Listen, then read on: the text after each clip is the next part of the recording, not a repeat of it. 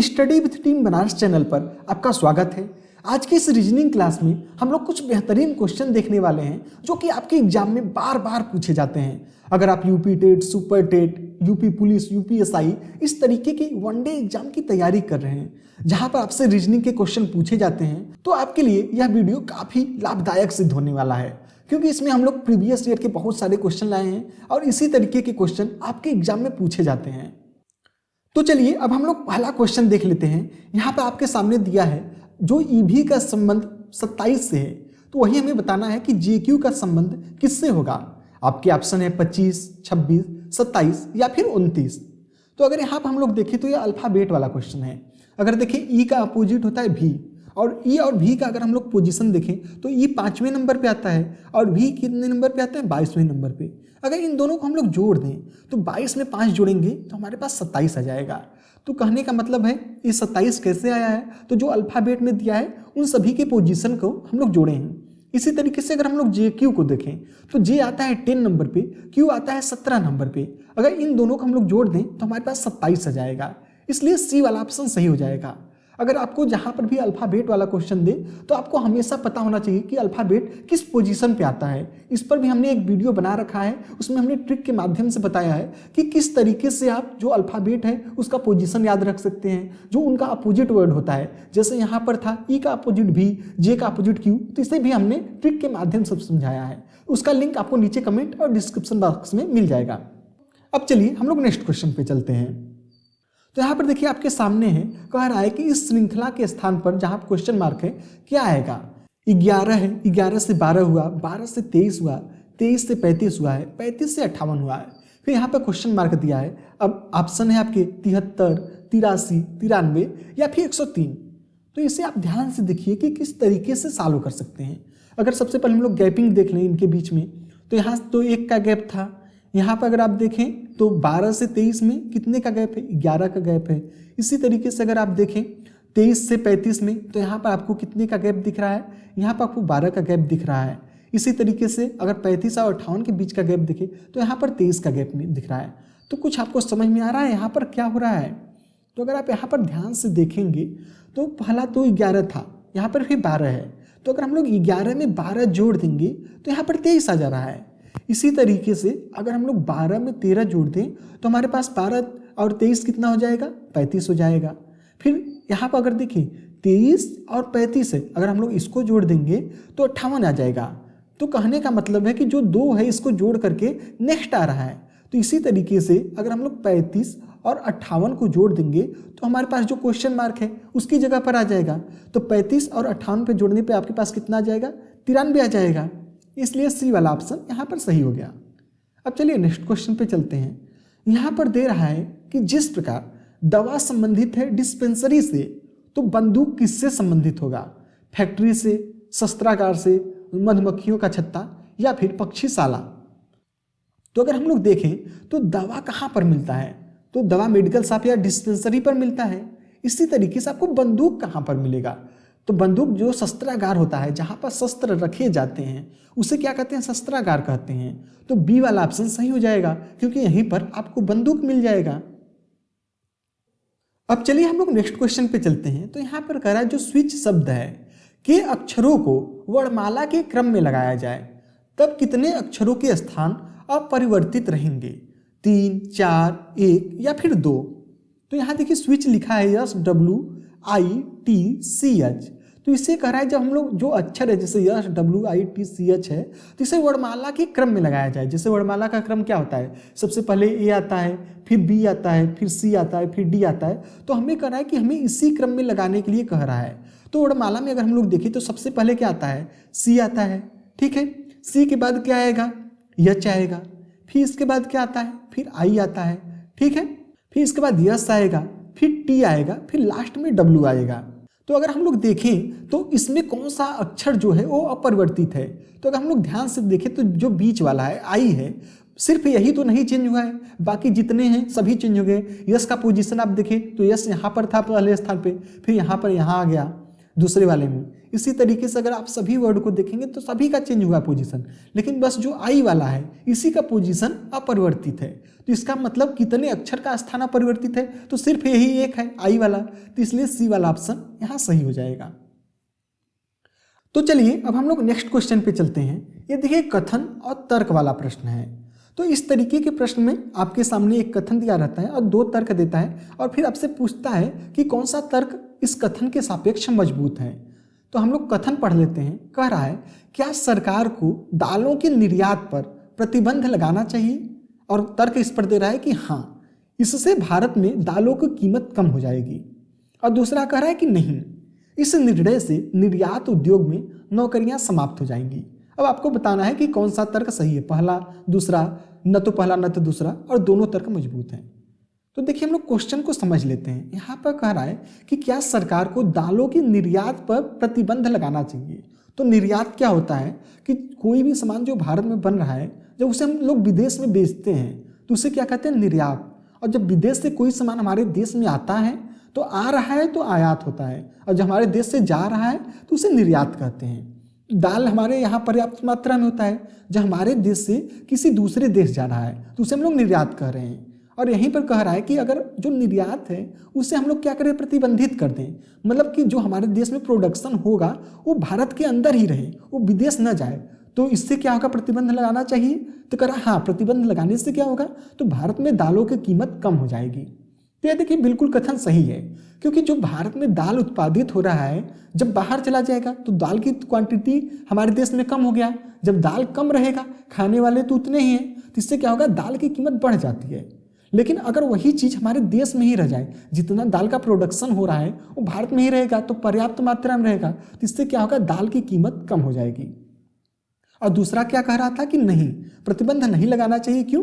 क्योंकि इस निर्णय से निर्यात उद्योग में नौकरियां समाप्त हो जाएंगी। तो ये देखिए तर्क मजबूत नहीं है। अब निर्यात सेक्टर में बहुत सारी चीज़ें आती हैं, तो सिर्फ दाल में प्रतिबंध लगाने से पूरे निर्यात उद्योग में नौकरियां तो नहीं समाप्त हो जाएंगी। तो इसलिए सिर्फ तर्क जो एक है वही मजबूत है। अब चलिए हम लोग नेक्स्ट क्वेश्चन पे चलते हैं। यहाँ पर आपके सामने दिया है कि खेती का जो संबंध मानसून से, वही संबंध बाजार का किससे होगा। आपके सामने ऑप्शन है मांग, मूल्य, छूट या फिर अर्थव्यवस्था। तो इसलिए कह रहा है जो खेती है मानसून पर डिपेंड है, तो बाजार किस पर डिपेंड होता है, वो मांग पर होता है, जो डिमांड होता है। आपने सुना होगा कि बाजार कैसे चलता है, तो डिमांड और सप्लाई पर चलता है।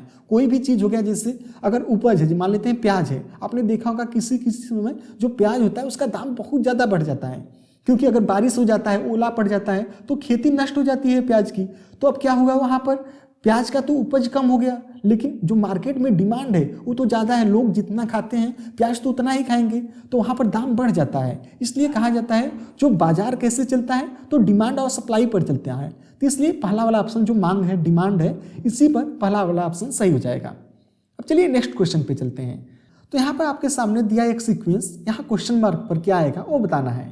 तो है CFI, फिर नेक्स्ट है FIL, फिर ILO। अब नेक्स्ट पूछ रहा है क्या आएगा, IJK, LOP, OPQ, LOR। तो यहाँ पर हम लोग कुछ पैटर्न खोजने का प्रयास करते हैं। तो इस तरीके के क्वेश्चन में 2-3 तरीके से आप क्वेश्चन सॉल्व कर सकते हैं। जैसे पहला है कि जब भी ABCD आए तो उसका आप नंबरिंग कर लीजिए। नंबरिंग करेंगे तो आपको आसानी हो जाएगा। जैसे CFI यहाँ पर दिया है, तो CFI में देख लीजिए सीक्वेंस क्या है। मैं थोड़ा सा जूम कर लेता हूँ इसे। तो यहाँ पर देखिए C होता है 3रे नंबर पे, F आता है 6वें नंबर पे, I आता है 9वें नंबर पे।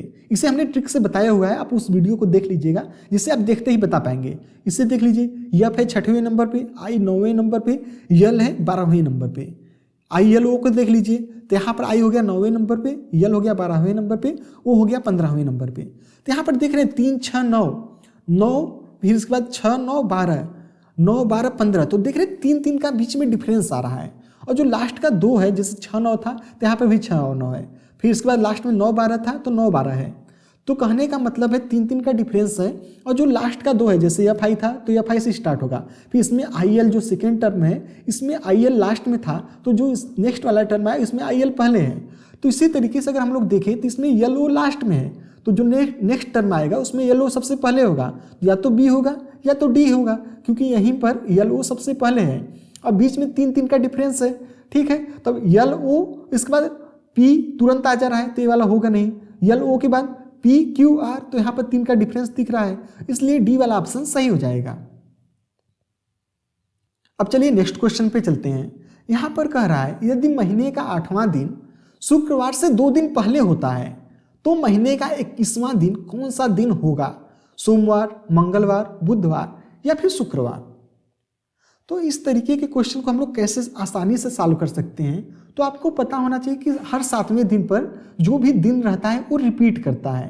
तो यहाँ पर जैसे 8वां दिन कौन सा दिया है, तो 8वां दिन दिया है शुक्रवार से 2 दिन पहले, तो 8वां दिन शुक्रवार से 2 दिन पहले क्या होगा? शुक्रवार से 1 दिन पहले हो जाएगा गुरुवार, गुरुवार से 1 दिन पहले क्या हो जाएगा? बुधवार। तो 8वां दिन तो हो गया बुधवार। अगर 8वां दिन बुधवार है तो हम लोग 7वां दिन निकाल लेते हैं, तो 7वां दिन क्या होगा? मंगलवार हो जाएगा। अब हर 7 दिन पे आपका दिन रिपीट करता है, तो 7 दिन पे मंगलवार है तो 14वें दिन पर भी मंगलवार होगा और 21वें दिन पर भी मंगलवार आएगा। तो यही पूछा ही था कि 21वां दिन पर कौन सा दिन होगा, तो यहाँ पर भी मंगलवार हो जाएगा। तो बी वाला ऑप्शन यहाँ पर सही हो गया। अब चलिए नेक्स्ट क्वेश्चन पे चलते हैं। यहाँ पर कह रहा है कि जिस प्रकार शिक्षक स्कूल से संबंधित है, तो अब आपसे पूछ रहा है कि अंपायर किससे संबंधित होगा? पिच से, मैदान से, बैडमिंटन से या फिर तीसरा अंपायर? तो इसका सही उत्तर हो जाएगा पिच से, क्योंकि देखिए शिक्षक क्या रहता है? स्कूल से संबंधित है, तो अंपायर कहाँ रहता है? पिच में रहता है। ठीक है, अब चलिए नेक्स्ट क्वेश्चन पे चलते हैं। यहाँ पर दिया है कि 15 है, फिर 6 है, फिर 18 है, फिर 9 है, फिर 21 है, फिर 3 है, फिर 24 है। अब पूछ रहा है 24 के बाद कौन सा संख्या आएगा? आपके पास ऑप्शन है 4, 6, 8 या फिर 9। तो यहाँ पर देखिए किस तरीके का यहाँ पैटर्न वाला क्वेश्चन है, तो कौन सा सीक्वेंस यहाँ पर आ सकता है? तो यहाँ सबसे पहले बड़ा था, फिर छोटा हुआ, फिर बड़ा था, फिर छोटा हुआ, फिर बड़ा था, फिर छोटा था, फिर बड़ा हुआ, अब नेक्स्ट जो आएगा वो छोटा आएगा। ये तो चीज़ समझ में आ रहा है, लेकिन इनके बीच पैटर्न क्या बन रहा है? अब देखिए बीच का डिफरेंस देख लीजिए, इससे कुछ हो पा रहा है? यहाँ पर 15 था, यहाँ पर 6 है, फिर इसके बाद देखिए इसके बाद 18 हो गया, फिर 9 हो गया, फिर यहाँ पर अचानक से 21 के बाद 3 आ गया। तो अगर यहाँ पर आप ध्यान से देखें, जब 1 और 5 को आप जोड़ेंगे तो यहाँ पर देख रहे हैं 6 हो जा रहा है।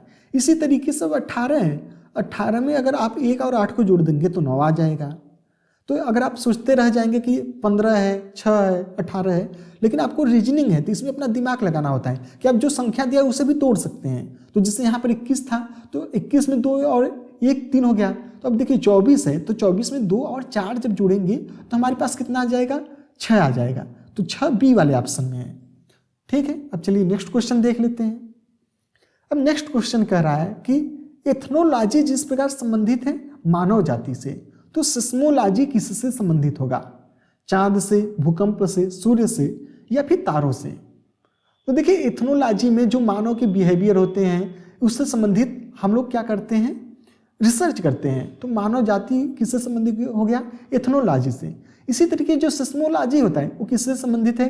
तो भूकंप से संबंधित है। और जो सिस्मोग्राफ होता है वो भूकंप की जो इंटेंसिटी होती है वो दिखाता है। तो बी वाला ऑप्शन सही हो गया। अब चलिए नेक्स्ट क्वेश्चन देख लेते हैं। यहाँ पर भी देखिए जो अल्फाबेट वाला क्वेश्चन आपसे पूछा है, बी सी संबंधित है 4, 6, 10 से, तो के एम क्यू किससे संबंधित होगा? तो अगर आपको अल्फाबेट याद होगा तो आप देखते ही तुरंत बता देंगे। जैसे बी का पोजीशन होता है 2, तो 2 को यहाँ तुरंत 4 दे दिया, मतलब 2 का दुगना। यहाँ सी का पोजीशन होता है 3, तो 3 का 6 दिया है। ई होता है 5, तो 5 का 10 दिया है। तो कहने का मतलब ही जो पोजीशन होता है उसका डबल कर दिया है। तो अब के होता है के 11, हमने बताया था किंग्स 11 से आपको याद करवाया था। तो के 11 हो गया, तो 11 का दुगना 22 हो जाएगा तुरंत। तो 22 देखिए कहाँ दिया है? सिर्फ पहले वाले ही ऑप्शन में है। यम का 13 होता है तो 13 का 26, क्यू का होता है 17, 17 का 34, तो 22, 26 और 34 यही हो जाएगा। अब चलिए नेक्स्ट क्वेश्चन पे चलते हैं। ये भी देखिए आपका कैलेंडर वाला क्वेश्चन दिया है। कह रहा है यदि 1 मई को मंगलवार है तो 1 जून को कौन सा दिन होगा? गुरुवार, शुक्रवार, शनिवार या फिर सोमवार? तो इस तरीके के कैलेंडर वाले प्रश्न में हमें ऑड नंबर निकालना होता है, या फिर महीने में कितना दिन है इस तरीके से भी हम लोग निकाल सकते हैं। जैसे कह रहा है 1 मई को मंगलवार था, तो मई महीना कितने दिन का होता है? 31 दिन का। अब 1 मई तो दे दिया है, अब मई में हमारे पास बचे कितने दिन हैं? तो 1 दिन तो चला गया, तो टोटल 30 दिन बचे हैं। अब पूछ रहा है किस दिन को? तो 1 जून को पूछ रहा है, तो 1 दिन तो हमारा यह हो गया। तो टोटल दिन कितना हो गए? 31 हो गए। अब 31 दिन में जब हम लोग 7 से भाग दे देंगे तो हमारे पास पता चल जाएगा ऑड नंबर कितना है। तो 7 चौक 28 हो गया। इसके बाद यहाँ पर 3 शेष बच गया, रिमाइंडर कितना बचा है 3। तो यही 3 दिन आगे हो जाएगा। मंगलवार से हम लोग क्या करेंगे, 3 दिन आगे जोड़ देंगे। तो बुध, गुरु और शुक्र, तो शुक्रवार मतलब बी वाला ऑप्शन हमारा सही हो गया। अब चलिए नेक्स्ट क्वेश्चन पे चलते हैं। यहाँ पर कह रहा है कि जिस प्रकार क्रिमिनल संबंधित है किससे, RCJN JLAN, तो उसी प्रकार से हमें बताना है कि टर्मिटेट्स TRMITES टर्मिटेट्स किससे संबंधित होगा या उसे किस कोड में लिखा जाएगा। यहाँ पर आपके पास 4 ऑप्शन दिया हुआ है। तो इस तरीके के क्वेश्चन को भी लगाने का तरीका एक तो वही है कि सबसे पहले नंबरिंग लिख लीजिए कि कौन सा वर्ड किस नंबर पे आता है। इसके बाद आप आसानी से कर पाएंगे, या फिर आप और भी तरीके से देख सकते हैं, सिर्फ देख कर भी। जैसे यहाँ पर हम लोग लिख लेते हैं, 1 मिनट, यहाँ पर दिया है CRIMINAL और इसे किसने तोड़ दिया था, कोडित कैसे किया था, तो RCJN JLAN, ठीक है। तो यहाँ पर देखिए एक तरीके से और भी देख सकते हैं। अगर आप यहाँ पर ध्यान से देखें तो जो पोजीशनिंग है, R का पोजीशन यहाँ और C का पोजीशन यहाँ क्रॉस कर दिया है। इसी तरीके से लास्ट वाला 3 देख लीजिए, N को लास्ट में कर दिया, L को तीसरे स्थान पे और यहाँ पर A को A कर दिया है। तो इसी तरीके से आप इसको भी देख सकते हैं। जो T है सबसे पहले वाले में क्या किया था, क्रॉस किया था, तो E सबसे पहले आ जाएगा, T बाद में आएगा। तो देख लीजिए कहाँ है, E सबसे पहले, तो यहाँ पर है, उसके बाद T यहाँ पर है। और लास्ट वाला देख लीजिए, TES वाले में E तो वहीं पर पोजीशन था, या A वाला देख रहे हैं ना, बीच वाला पोजीशन वहीं पर था, तो E वहीं पर रहेगा। और जो T था और S था, इनका पोजीशन चेंज हुआ था, तो S तीसरे वाले नंबर पे आ जाएगा, यहाँ हो जाएगा, और T लास्ट में चला जाएगा। तो यही C वाला ऑप्शन सही हो गया है। अब चलिए नेक्स्ट क्वेश्चन पे चलते हैं। यहाँ पर कह रहा है उस बैंक के नाम का चयन करें जो शेष 3 विकल्पों से भिन्न है, भारतीय state bank, Canara bank, Punjab national bank या फिर फेडरल बैंक। तो अगर आप देखिए स्टार्टिंग का जो 3 है, SBI हो गया, केनरा बैंक हो गया, PNB पंजाब नेशनल बैंक हो गया, तो ये सभी सरकारी बैंक हैं। लेकिन जो फेडरल बैंक है ये क्या है, प्राइवेट बैंक है, तो यही सबसे अलग हो गया। अब चलिए नेक्स्ट क्वेश्चन आपके लिए है। आपको बताना है कि बिल्ली, कुत्ता, मगरमच्छ और लोमड़ी में से कौन सा सबसे अलग है। इसका सही उत्तर आप नीचे कमेंट करिएगा। और अगर आपको यह वीडियो पसंद आया हो तो वीडियो को लाइक कर दीजिएगा, और चैनल को अभी तक सब्सक्राइब नहीं किए हैं तो चैनल को सब्सक्राइब भी कर लीजिएगा।